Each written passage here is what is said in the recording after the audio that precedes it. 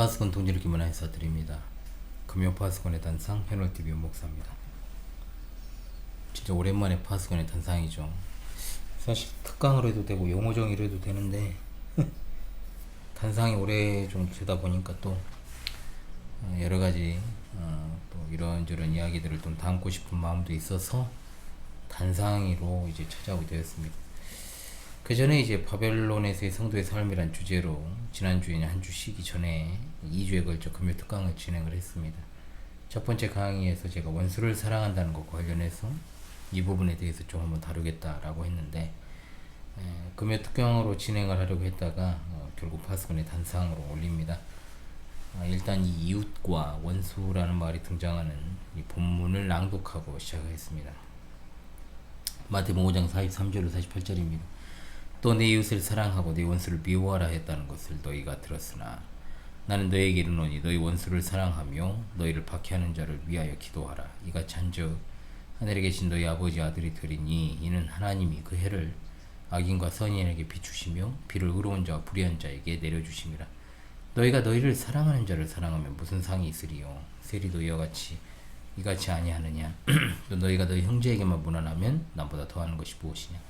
이방인들도 이같이 아니하느냐? 그러므로 하늘에 계신 너희 아버지 온전하신 것 같이 너희도 온전하라. 아멘. 예, 제가 개인적으로 원수를 사랑하는 것이 과연 어떤 의미일까를 상당히 고민했던 과거가 떠오릅니다. 물론 선양원 목사님이 자신의 두 아들을 죽인 이른바 원수를 양아들로 삼은 그 일을 생각하면서 이웃을 사랑하라는 말씀은 잘 알지만 과연 이제 원수를 사랑하는 것은 어떤 의미일까 라고 하는 거죠. 일단은 이웃과 원수라는 단어의 의미를 좀 살피는 것이 중요하다 하겠어요. 일단 이웃이라는 말의 의미가 뭔지 살피겠습니다. 일반적인 의미와 성경 용례상의 의미로 나누어 살피면 일단 일반적으로는 이웃이라 하면 거리상으로 주변 가까이 있는 사람을 말하죠. 관계상으로는 어려움에 처한 상대방에게 도움이 되는 모든 존재를 가리키죠. 그런데 히브리인들에게는 이웃이란 좁게는 혈족이요 넓게는 동족을 뜻하며 이웃의 범주에 이방인은 철저하게 배제를 했죠. 오히려 이제 후대에 와서는 이웃을 사랑하라는 레위기 19장 18절의 말씀을 철저히 동족에게만 국한시켜서 오히려 그러니까 이방인을 미워하라고 가르칠 정도였으니까요. 그러나 예수님의 가르침에 있어서의 이웃은 이방인까지 포함되었죠. 이웃은 기본적으로 물건이나 음식을 나누거나 빌리기도 하고 또 기쁜 일은 물론이고 슬픈 일도 나누며 서로에게 힘이 되어주는 존재들입니다. 자, 우리나라는 이제 이미 아주 오래전 이웃 사촌의 개념이 사라져 버렸습니다. 거의 이제 그냥 응답하라 시리즈에서나 볼 수 있는 거고 콘크리트로 지어진 아파트에서 각 층이 분리된 것도 한 몫을 단단히 했지만 개인주의가 일상화되고 신뢰와 도덕성이 무너진 사회에서 이런 어떤 이웃의 개념을 다시금 발견하기가 상당히 어렵게 된 것은 사실입니다. 거리상으로 주변 가까이 있는 사람을 우리는 이웃이라고 생각하기보다는 혹시나 이상한 사람이나 범죄자가 아닐까 이런 경계부터 하고 보죠. 그만큼 이제 세태가 상당히 바뀌었음을 보게 됩니다. 일단 성경의 가르침에 따르면 이웃에 대한 바른 자세는 친절과 자선과 도움을 베풀 때 보상을 바라지 말고 행할 것을 권합니다. 이웃에게 거짓 증거나 비방을 삼가하고 이웃을 해치려는 어떤 악행도 행치 말 것을 권하죠. 더욱이 가난하고 도움을 필요로 하는 이웃에게는 반드시 그 필요를 채워주되 이미 약한 이웃을 압제하거나 탈취하지 말 것을 가르칩니다. 무엇보다 내 이웃을 내 자신과 같이 사랑하라는 것이 율법의 정신이요 예수 그리스도의 가르침이며 바울 사도와 야고보 사도가 그대로 성도들에게 주는 교훈이다 라고 할 수 있겠습니다. 자, 그렇다면 이제 원수라는 말을 보죠. 자, 원수는 일반적으로 생각을 이제 근본적으로 달리하기 때문에 대치 관계에 놓여서 미워하는 사이를 말합니다. 그렇다면 지금 산상수훈에서 우리 주님께서 말씀하시는 원수는 어떤 개념일까요? 우리가 생각하는 어떤 철천지 원수가 아닌 이제 적에 가까운 개념이 적. 분명한 건 우리가 어떤 형태로든지 감정적으로 사랑할 수 있는 사람이라면 이미 원수나 적이 아니라는 겁니다.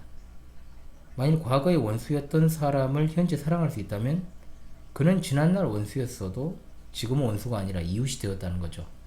따라서 본문에서 말하는 원수는 일반적 원수가 아니고 이웃도 일반적 이웃을 말하는 게 아니라고 이제 말할 수가 있는 겁니다. 이 본문에서 말하는 원수와 이웃은 인간의 감정적 이해관계가 기준이 아니라 하나님을 중심에서의 이웃과 원수입니다. 하나님께서는 자기 백성에게 계시로 말씀하시죠. 이것은 하나님의 자녀로 살아가는 사람과 불신자들 사이에 뚜렷한 경계선이 놓여 있습니다. 즉 언약 백성으로서 신분과 선택받은 국가적 개념과 관련이 있다고 봐야 됩니다. 그렇다면 여기서 원수란 구체적으로 누구겠습니까? 일단 구약 성경에서 원수는 하나님의 택한 백성인 이스라엘을 적대시하는 이방 민족이었죠. 모세 시대에는 이집트가 원수였고 왕국 시대에는 아시리아, 신바빌로니아, 페르시아, 헬라, 또 이스라엘 주변의 블레셋, 에돔, 모압, 암몬, 아람, 이들이 이제 원수에 해당하는 족속입니다. 이들은 이스라엘 민족과 직접적 이해관계가 있는 국가와 족속들입니다. 구약시대 하나님의 자녀들에게 있어서 직접 부딪히는 적대적 원수는 또한 이스라엘 내부에 있는 불신자들이었죠. 주로 통치자들과 거짓 선지자들이었고 그들은 자신들의 종교적 욕망을 채우려고 하나님께서 부르시고 보내신 선지자들을 그 가르침을 무시하고 그 가르침을 받고 살아가려는 백성을 핍박하는 자들. 자, 그렇다면 예수님 당시 원수는 누굴까요? 로마 제국 그리고 예루살렘에 거주하는 유대 종교 지도자들이 원수였습니다. 자, 특히 제사장들과 장로들, 서기관, 바리새인들이 직접적 원수였습니다. 그들은 예수님이 오시는 때로부터 마지막까지 일관되게 살해하려고 했고 나사렛 이단자로 몰아갔으며 사사건건 시비 걸었고 결국 예수님을 십자가에 달려 죽게 만들었던 자들입니다. 그런데 주님께서 산상수훈에서 바로 그 원수들을 사랑하라고 하십니다. 이 말씀을 어떻게 해야 할까요?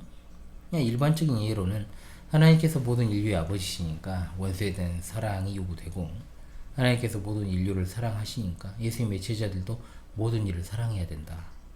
이런 식으로 어떤 이해되었고 이해를 해요. 물론 이렇게 이해하고 해석해버리면 간편하죠. 제가 이런 단상을 할 필요도 없죠. 실제로 그렇습니까? 아닙니다.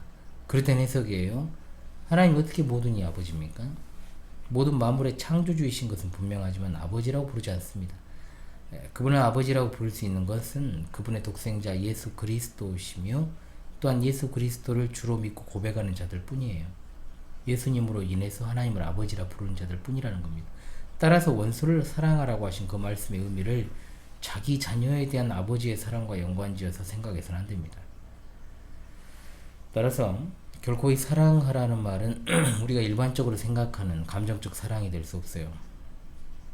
사랑의 원자탄이라는 어떤 별명을 가진 손양원 목사님께서 한센병 환자들을 돌보던 그 모습, 그리고 무엇보다 자기 아들 둘을 죽인 원수를 자신의 양아들로 삼은 사실을 마주하면서 여러분 어떤 생각을 하십니까? 원수도 사랑하라 하신 주님의 가르침을 정말 제대로 수행하셨구나. 나도 그렇게 해야지 라는 생각이 드십니까? 그러면 예수님의 가르침을 이 정도로 수행하지 않으면 예수님의 가르침을 따르지 않는 것입니까? 그러면 손양원 목사님 이전과 이후 그 누군가가 그와 비슷한 행위를 한 사람이 존재합니까? 있다고 칩시다. 그러면 그것이 일반적인 것이라고 말할 수 있나요? 손양원 목사님이 두 아들 동인 동신씨의 장례 예배 때 드린 감사 기도는 정말 유명하죠. 그 중에서도 7번째 기도. 나의 사랑하는 두 아들을 총살한 원수를 회개시켜 내 아들 삼고자 하는 사랑의 마음을 주신 하나님 감사합니다. 사실 어린 시절부터 원수를 사랑하라고 하신 이 말씀이 도무지 이해가 되지 않았습니다. 일단 원수에 대한 이해부터가 철천지 원수, 불구대천의 원수, 아버지나 나의 가장 가까운 사람들을 죽인 자들을 원수라고 부르는 것이 일반적이었기에 손양원 목사님의 이와 같은 일화는 도저히 납득도 되지 않고 또 예수님께서 말씀하신 원수를 사랑하라고 하신 그 말씀의 적용이 과연 이것인가? 이렇게 하지 않으면 그 진정으로 주님의 뜻을 따르지 않는 것인가? 라는 생각 때문에 너무 힘들었죠.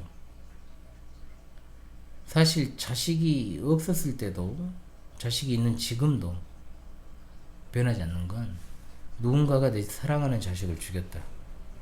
의협심을 발휘해서 한편의 테이큰, 리암 니슨 주연의 테이큰 아시죠? 그 영화를 찍고 싶지, 그를 용서하고 사랑하여 품고 심지어 양자로 삼는다는 건 이건 꿈에서도 있을 수 없는 일이잖아요. 사실은 제 개인적으로요. 선양원 목사님에게 하나님께서 그런 마음을 주셨다는 것은 놀라운 일이고, 또 그와 같은 마음을 주신 그것에 그대로 순종했다는 것도 놀라운 일이며, 그분의 어떤 평소 행적을 보게 되면은 범인이 아니잖아요. 전혀요. 기인에 가깝잖아요. 그것도 사실이지만 어찌되었든 적어도 주님께서 어떤 뜻으로 원수를 사랑하라고 하셨는지를 제대로 아는 게 중요하고, 선양원 목사님 행한 일은 적어도 주님이 말씀하신 것을 적용한 사례라고 볼 수는 없고, 선양원이라고 하는 하나님께서 특별하게 사용하시는 순교자에게 사용하시니까 순교한 거죠. 주권적 섭리로 그렇게 하셨다는 것을 아는 것으로 충분하겠죠. 이것은 그저 우리 마음 편해지고자 하는 해석이 아니라 적어도 성경 말씀의 본 뜻을 알아야 우리가 바르게 적용할 수 있지 않겠습니까? 원수를 사랑하라는 말씀은 그들을 증오의 대상으로 삼지 말라는 거예요. 그렇게 하는 이유는 뭐냐? 원수들을 위해서가 아니고 하나님의 자녀들을 위해서니까요. 하나님의 백성 기본적으로 이 땅에서 포기하는 존재들입니다. 저도 목사로서 일반인들이 당연히 누려야 한다는 걸 생각하는 걸 포기하고 살아가는 사람 아닙니까? 그러므로 그 악한 자들을 미워하고 증오하게 되면 누가 손해입니까? 하나님의 자녀가 상해를 입게 되죠. 당연히 그 원수들을 궁극적으로 심판하실 분은 하나님이십니다. 그렇기 때문에 그들을 위해서 도리어 기도할 것을 말씀하신 겁니다. 주님과 그의 백성을 핍박하는 자들을 사랑하라. 그리고 그들을 위해서 기도하라. 실제로 우리가 그들을 대하는 어떤 감정을 다 누그러뜨리고 애정을 가지고 그들을 대하라는 것일까요? 아닙니다. 다시 말씀드리지만 원수를 사랑하라는 것은 정확히 다른 단어로 말을 해볼까요?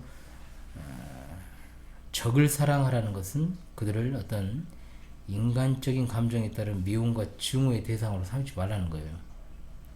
아울러 그들을 위해 기도하라는 것도 그들이 회개하고 예수님 믿고 구원받도록 기도하라고 말씀하신 게 아니에요. 이런 식으로 적용도 많이 하잖아요. 실제로 그런 식의 적용도 하고 그런 식으로 이야기를 하고, 인간적으로는 이해를 할 수 있어도 적어도 예수님이 여기서 하신 말씀의 뜻과 적용은 될 수 없다는 겁니다. 예수님 당시 적들은 예수님의 제자들과는 달리 그 사회의 기득권들이었잖아요. 당연히 세상적으로 성공한 이들이었고요. 예수님의 제자들은 누가 봐도 객관적으로 초라하고 볼품이 없는 사람들. 그런데 그들을 위해 기도하라고 하셨어요. 뭘 기도하라는 걸까요? 그들이 우리를 너무 핍박하지 않도록, 너무 박해하지 않도록 기도하라는 걸까요? 그들이 정신을 차리고 예수님 믿고 구원받을 수 있도록 기도하라는 뜻일까요? 자, 원수를 사랑하라고 하신 그 본질적인 의미를 아는 게 얼마나 중요한가. 멀리서 찾지 맙시다, 여러분. 예수님과 그분의 제자들이 과연 바리새인과 서기관을 비롯한 유대인들을 마음으로부터 사랑을 했습니까? 어떤 일반적인 관점에 따라서 그들을 마음에 품고 비록 그들이 대적하더라도 감정적으로 사랑을 했느냐는 거죠. 오히려 그 반대 아닙니까? 예수님은 그들의 위선과 가식을 시원하게 비난하셨습니다. 독사의 자식이라고까지 말씀하셨잖아요. 성전에서 장사하는 자들의 상을 엎으셨어요. 분해하셨습니다. 그들에 대해서. 그럼에도 원수를 사랑하라고 하셨고 제자들에게 아울러 너희를 핍박하는 자, 박해하는 자를 위해 기도하라 하셨어요. 자, 주님이 말씀하신 이 본 의미가 뭘지 정말로 궁금하지 않습니까? 자, 다시금 원수로 지칭된 적들의 정체를 한번 살펴봅시다. 그들은 예수님과 그의 제자들을 박해하고 하나님을 적대시한 유대인들이에요. 그들은 스스로 이스라엘 백성임을 자랑했던 자들이며 예루살렘 성전을 중심으로 살아가던 종교 기득권자들이었고, 또한 혈통적인 아브라함의 후손임과 육체의 할례를 자랑하던 자들입니다. 그러나 정작 그들은 하나님을 섬기지 않았어요. 오히려 욕되게 하며 살아가고 있는 자들. 그들을 위해서 기도하라 하신 말씀에 다시금 주목합시다. 본문의 원수와 너희를 박해하는 자들은 하나님과 그가 보내신 메시아를 박해하는 유대인들입니다. 그러니까 일반적인 형태의 불구대천의 원수, 무슨 철천지 원수가 아니라는 거예요. 원수는 원수인데 분명 이들은 하나님의 택한 백성 이스라엘입니다. 그들을 사랑하고 그들을 위해 기도하라는 말씀을 주신 거예요. 따라서 원수를 사랑하고 그들을 위해 기도하라는 말씀 속에는 예루살렘과 이스라엘 민족의 역할이 아직 남아있다. 이 의미가 포함되어 있다는 겁니다. 하나님의 대적자들을 자기중심적 증오가 아닌 사랑으로 대해야 될 것은 그들을 향한 하나님의 경륜적인 의미가 들어있다. 그래서 그들을 위해서 기도하라고 하신 거예요. 감정적인 것이 아니고 정말 미워 죽겠는데 억지로 사랑하는 마음을 품어서라도 그들을 품으라는 차원의 말씀이 아니라는 거예요. 오늘을 살아가는 우리에게도 이것은 그대로 유효하며 적용해야 되는 말씀이 되는 겁니다. 이 시대에 존재하는 주님의 교회, 주님의 피값으로 사신 교회 역시 하나님의 경륜을 이루어가는 역사 가운데 존재하고 있습니다. 원수 사랑과 박해하는 자를 위해서 기도하라고 하는 것의 교회적 의미가 무엇인지를 확인해야 됩니다. 그러면서 45절에 이같이 한즉 하늘에 계신 너희 아버지 아들이 되리니라고 했지 않습니까? 자, 그렇게 하는 게 구원의 조건이 되는 것이 아니고 그 말씀을 하신 게 아닙니다. 이렇게 해야 구원을 받고 이렇게 안 하면 구원 못 받는다가 아니에요. 하나님의 자녀가 이스라엘 백성에 대해서 가져야 될 그 구원의 작전과 하나님의 그 섭리의 역사에 대한 의미를 분명히 깨달아야 된다. 오늘을 살아가는 우리 역시도 마찬가지라는 뜻이죠. 사랑이 이제 화두잖아. 사랑이 사랑 좀 길게 말하고 싶지만 그래도 오늘 이제 원수사랑 그걸 좀 중점적으로 이야기를 해야 되니까 인간이 생각하는 사랑이 무엇일까요? 인간의 사랑은 일반적으로 이기심에 기여를 합니다. 자기가 추구하고자 하는 목적으로 인해 사랑이 발생을 하죠. 물론 이제 인간극장에 나올 법한 사랑도 간혹 발견되지만 진짜 기이한 사랑들이 있잖아요.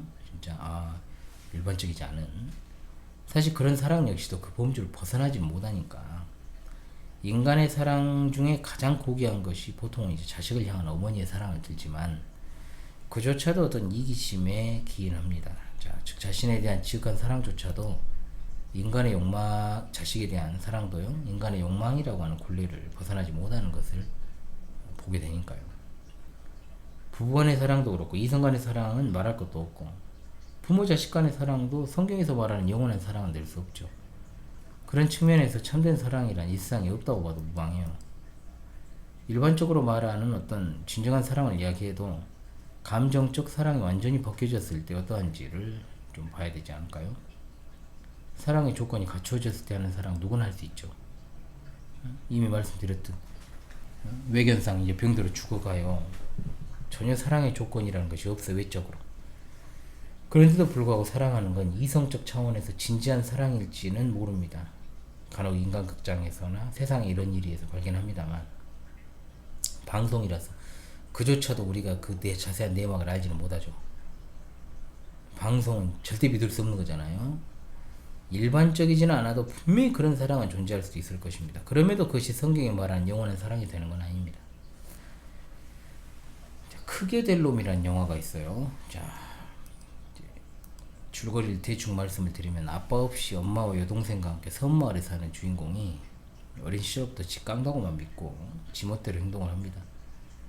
하루는 이제 유흥비를 벌고자 이제 이웃에 이제 마늘밭을 털어요. 그래가지고 이제 영락없이 교도소 생활을 할 뻔을 합니다. 그래서 이제 그를 빼내려고 엄마가 상대편에게 합의금을 이제 주고 빼내는데 땅을 팔아서 줘요.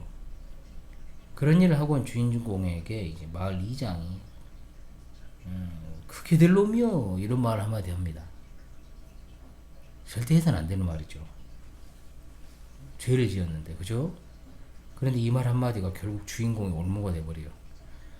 결국 서울로 상경해서 사고치다가 어느 시점에 살인사건에 연루가 되어서 사형수로 전락하고 맙니다. 하루아침. 사형 집행이라도 면하게 해주고 싶은 주인공의 엄마가 마을 사람들에게 탄원서를 받기 위해 동분서주하지만 동네 사람들은 마을 이미지를 걱정하며 살인자에 대한 탄원서를 하나같이 거절합니다. 면회도 되지 않는 상황에서 까막눈인 엄마는 아들을 걱정하면서 남의 도움을 받아서 겨우 편지를 써서 보내죠. 세상이 아무리 욕해도 나는 너를 사랑한다. 왜? 나는 네 엄마니까. 세상 사람들이 치를 떠는 흉악범이라고 해도 엄마는 자식에 대한 사랑이 남아있습니다. 결국 그 자식을 낳은 것도 자기고 그렇게 키운 것도 자신이라는 어떤 처절한 고통에서 나오는 사랑이라 이름하는 반성이죠. 사실은 어찌되었든 그것은 조건 없는 사랑이 아닌 모자간의 관계적 측면에서 나오는 바로 그 모습입니다. 부부간에도 마찬가지잖아요. 요즘 같은 때는 정말 조건 없는 부부간의 어떤 사랑을 찾아보기 어렵죠. 젊고 건강할 때 하는 사랑과 늙고 병들었을 때, 치매가 왔을 때의 사랑이 다르다면 그건 역시 조건적 사랑이죠. 그럼에도 불구하고 늙고 심각한 병에 걸려 전혀 볼품이 없음에도 불구하고 부부나 가족 관계에 있는 사람들은 관계적인 사랑을 하게 되어 있습니다. 진정한 사랑이라 부를 수 있는 건 관계가 지속되는 것이다. 조건에 따른 감정은 요동칩니다. 조건을 초월하는 관계를 생각해야죠. 인간의 감정은 자기중심적일 수밖에 없으니까 조건에 변화가 생기면 감정에도 변화가 생기잖아요. 보통 식는다고 말하죠. 사랑이. 감정이 진정한 사랑이 될 수 없는 것은 바로 이것 때문이에요. 식으니까. 누군가를 처음 대할 때 느꼈던 감정에 따른 사랑이 시간이 지날수록 그보다 훨씬 못한 그의 모습을 나날이 발견했을 때 갖게 되는 실망감에서 이 사랑이라는 감정이 변합니다. 그럼에도 불구하고 이미 형성된 관계로 인해서 여전히 그의 삶에 동참하는 것이 진정한 사랑이라고 말할 수 있겠죠. 아마도 목사로서 양들에게 갖는 감정이 이와 같지 않은가 합니다. 몹시 실망스럽고 정말 뭐 저런 것이 다 있나 싶지만 그럼에도 불구하고 울타리 안에 있는 양이라는 사실에는 변동이 있는 것은 아니니까 순간순간 내가 드는 실망감과 좌절은 다분히 나의 감정일 뿐이고 진정한 사랑이라 하면 막무가내식 사랑이 아니라 하나님께서 허락하신 그 사랑에 참여하는 것으로 예수 그리스도 안에서 발생하는 것이니까요. 그와 같은 사랑이 있기에 사실은 목회가 가능한 게 아닌가 늘 생각을 합니다. 다시 돌아와서요. 이 본문에서 원수를 사랑하라는 주님 말씀은 인간이 가질 수 있는 최대치의 사랑을 베풀어라 이게 아닙니다. 이 말씀 드렸어요. 이 말씀 예수님 당시 제자들과 그 신앙을 계승한 우리 교회에 주신 말씀이라고 하는 것은 하나님의 구원의 작정과 이 섭리 이것과 관련해서 이해해야 될 내용이니까 그렇습니다. 그러니까 인간의 주관적인 감정과는 상관이 없어요. 원수들과 연결되어 생성된 사랑도 아니고요. 오로지 하나님과 하나님 자녀 사이에서 형성된 관계에서 오는 사랑의 의미다 이 말입니다. 예수님은 오늘날 사람들이 주목하는 사랑의 조건을 가진 분이 아니었잖아요. 이사야는 분명히 예수님에 대해서 고운 모양도 없고 풍채도 없은즉 우리 보기에 흠모할 만한 아름다운 것이 없다라고 예언을 분명히 했어요. 그럼에도 인간들은 어때요? 자기들의 욕망을 따라서 잘생기고 아름다운 예수님의 이미지를 만들어냈잖아요. 드라마나 영화를 만들어도 여러분 하나같이 다 잘생겼잖아요. 꽃미남들이잖아요. 그죠? 응? 남자답게 생겼고 잘생겼고 그 맛대로 최근에 이제 십자가에 달린 예수님 같은 아주 근육질의 남자로 또 묘사한 그게 또 나오던데 참 기가 차고 코가 막히죠. 응? 사랑할 수밖에 없는 외모와 위트를 가진 분으로 묘사를 해요. 그러니까 하나님에 대해서도 어리석은 인간들은 그렇잖아요. 자기만의 스타일로 하나님을 각색을 하잖아요. 그래가지고 섬기잖아요. 그러니까 종교적 욕망을 충족하기 위한 도구로 하나님을 도구화 시키는 거예요. 디자인하는 겁니다. 이게 사랑입니까? 자기 만족을 위한 무의미한 집착이죠. 집착은 사랑이 아니잖아요. 이게 제대로 된 신앙이 아니죠. 종교를 가장 그냥 이기적인 사랑이 교회도 얼마나 지금까지 그리고 지금도 난무하고 있는지 몰라요. 그러니까 항상 우리가 주의해야죠. 예수님의 캐릭터라든가 이런 것도 진짜 주의해야 되는 거거든요. 그런 거 그리거나 만들면 안 되거든요.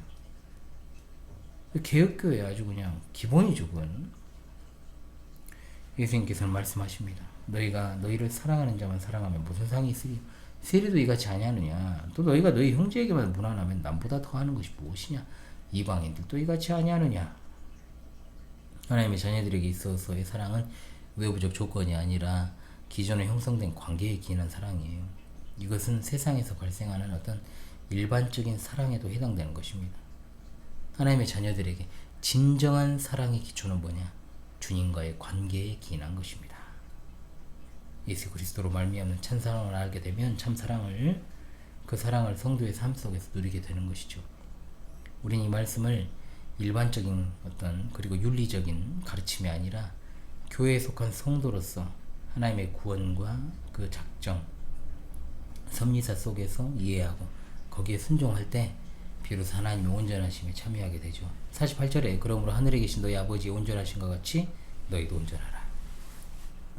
일반적으로 그냥 입에 붙어서 사랑장이라 불리는 고린도전서 13장도 마찬가지예요. 그 사랑도 일반적 사랑이 아니잖아요. 교회적 은사를 실행하기 위한 방법론으로서의 사랑. 따라서 그 사랑은 성도를 연합하게 하고 결속에 만드는 사랑이죠. 굳이 구분한다면 고린도전서 13장의 사랑은 교회 내부적 은사를 위한 사랑이요. 상상수훈에서의 사랑은 외부적 개념이다. 물론 그것을 엄밀하게 구분하기 어려운 건 교회와 역사 가운데서 그 의미가 계속해서 이어져 내려오고 있기 때문에 우리는 그대로 그것을 갖다가 따르고 있죠. 기억을 합시다. 현대 교회가 사랑을 단순히 마음에서 표출되는 감성적인 것으로 치부하는 거, 이거 완전히 이렇게 돼버렸거든요. 다 이걸 진짜로 경계해야 됩니다. 이건 세속화의 단면이에요.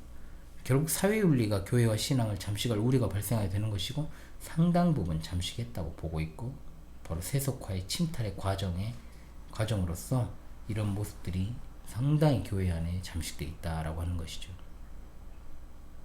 이런저런 말을 많이 했습니다만 이 부분은 계속해서 우리가 더욱더 생각하고 고찰하고 계속해서 우리가 바르게 생각해야 될 부분인 것 같습니다.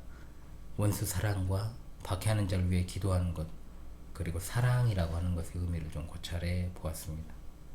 지금까지 금요 파수꾼의 단상 현울TV 윤목사였습니다. 여러분 한 주간도 참으로 수고 많으셨고요. 더욱더 주님께서 주시는 위로와 평안으로 가득한 주말을 맞이하시길 바랍니다. 감사합니다.